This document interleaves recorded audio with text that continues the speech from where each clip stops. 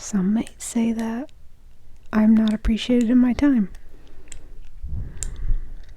Maybe I'm ahead of everyone else, intellectually, spiritually, and creatively, and they just don't understand what I'm trying to do in this world. Hi, my name is Alex, and I'd like to tell you a story. The year was 2002. I was 10 years old on vacation with my family. I was a real nosebag back then, so I was snooping all around the rental condo, opening every cabinet in the kitchen. I didn't set to come across anything special, but I did. I found a black bag sitting all by itself in one of the kitchen cabinets, and I unzipped it, and lo and behold, it was a video camera. It was a very briefcase from Pulp Fiction type of moment. But as quickly as I found it, it was taken away. My grandparents said that the people who rented this place before us were probably looking for it, so they did the right thing and turned it in. A few months went by and it was December. My Nana said that she had an early Christmas gift for me and told me to close my eyes. When I opened them, there was the bag, and inside was the camera. It turns out nobody ever came back looking for it. In hindsight, this was baffling because there wasn't just a camera in that bag. There was a bunch of tapes filled with years worth of footage of a family with 6 kids. How did nobody try to get this back? Anyways, because nobody claimed it, whoever was in charge said finders keepers and my grandparents gave it to me. So one by one, I started filming over each tape and spent the rest of my childhood replacing this family's memories with mine.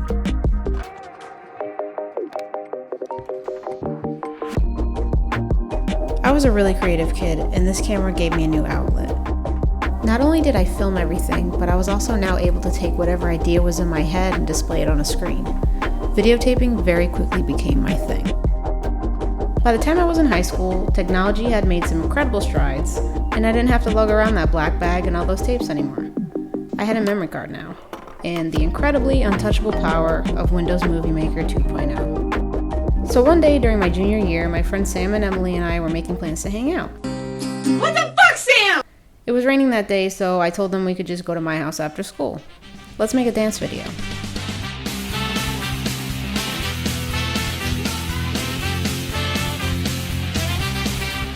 The image quality is basically unwatchable now, but that night, for the first time ever, I edited a video. When it was done, I posted it on Facebook and called it an after-school special production. So after school a few weeks later, we made another one. And then we did it again. And then Sam got stuck in my bed, so I had some fun with that. Sam here is a dumb alright. And then there was our entire senior year, so I made a documentary. Ladies and gentlemen, the class of 2010. Then I went to film school, and I just kept going.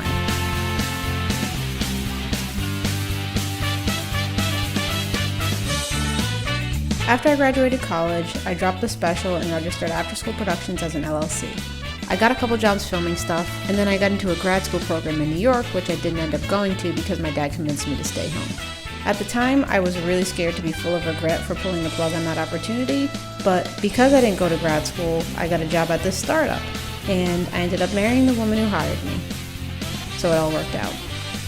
That brings me to today, 2021. A few weeks ago, my hard drive crashed. Apparently after a few years, they just do that. Who knew?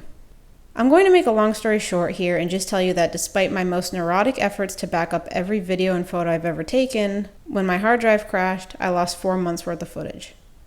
And it wasn't just any 4 months, it happened to be the best 4 months. It definitely could have been worse, and I'm so grateful that I didn't lose everything, but it was still very difficult for me to deal with. To be honest, I kind of felt like it was karma. I felt like the universe was doing this to me because in a way, I did this to that family almost 20 years ago. I taped over all their precious, wholesome memories with some of the most embarrassing shit I have ever seen. Can you feel the love tonight? Well, I taped over almost everything. What I didn't mention earlier was that in 2002, before I let loose on those tapes, I took one, labeled it Previous Camera Owners, and set it aside. Even as a kid, I knew how devastating it must have been to lose all of this, and I couldn't bring myself to erase everything. It didn't feel right. Hello? Hi, Nana. Hi! Hey, how you doing? Good, how are you? I'm pretty good. You remember when I found the video camera in North Conway? Absolutely. I found the owners. Are you serious? Yeah. I've watched enough Catfish on MTV to know that there had to be a way to find this family. So I got the bag out of storage.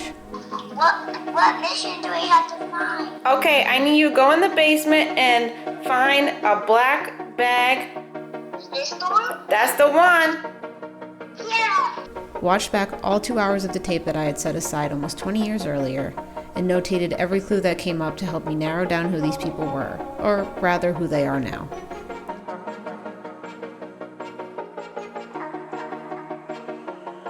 And then all I really needed was a last name. Bingo.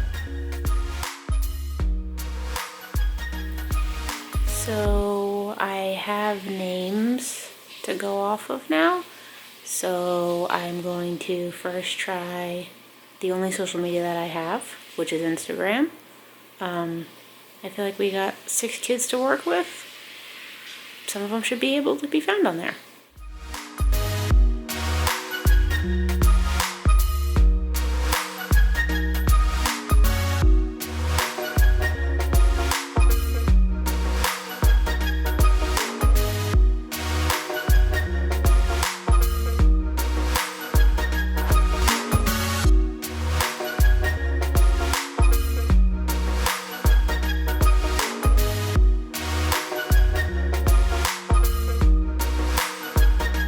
A couple of days went by and I didn't get a response from the kids that I had reached out to, though I don't blame them because I probably would have thought it seemed too nuts to be real. But then I found Kaylee.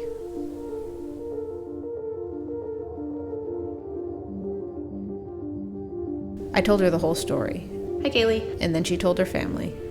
I digitized the tape and sent them a link to their footage. And they watched it. And it was probably the single most satisfying thing I've ever done.